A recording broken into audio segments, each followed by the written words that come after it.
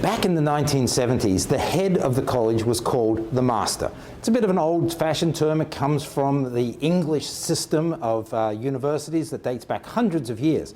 But the master of the college at that point in time was the academic head. It led the college, that person led the college in terms of not just sort of courses that were being offered, but the focus of the college. And initially, of course, it was a third world focus. And so here we have those original masters of that era, starting with our first college master, Dr. Killam, and working our way through to Dr. Yon Davies.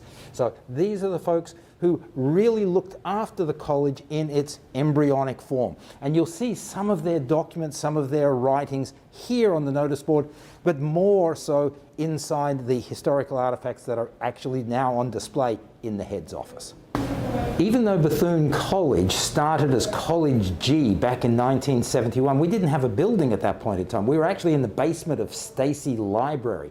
We moved into the physical building in the summer of 1972.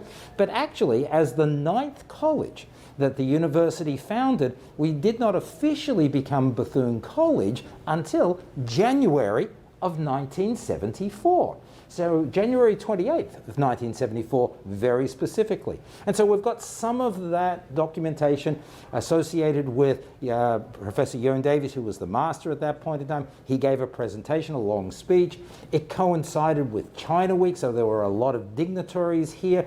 And of course, other activities associated with the college in and around that moment in time.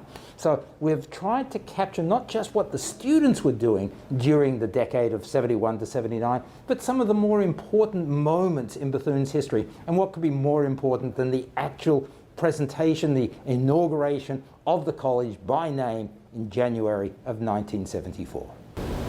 Even during the 1970s, one of the key people associated with the head's office, the master's office as it was called back then, was the administrative assistant. Currently that's Suzanne Park, but back then it was a person by the name of Peter Jarvis.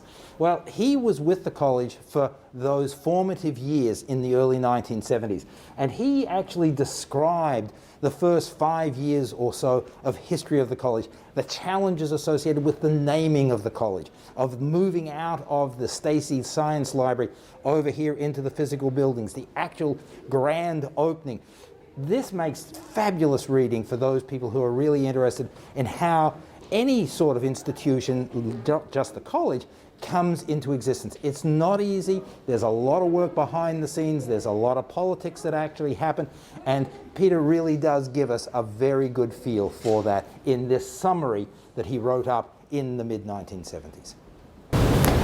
Where you find things in Bethune College today is not necessarily where they were back in the 1970s. And so we've got a couple of floor plans here from around about the mid-1970s. And it shows you where Bethune College Council, Jacks, the Junior Common Room are located. And most of that really hasn't changed too much.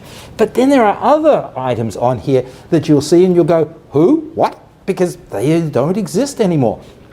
The number of classrooms that existed here, much larger back then than it is now. So I think for anybody who is a little interested in the way the college physically has changed, not just academically, not with the people, but physically has changed, have a look at a couple of these floor plans. And there is more information in the handbooks, which again are in the head's office waiting for your review.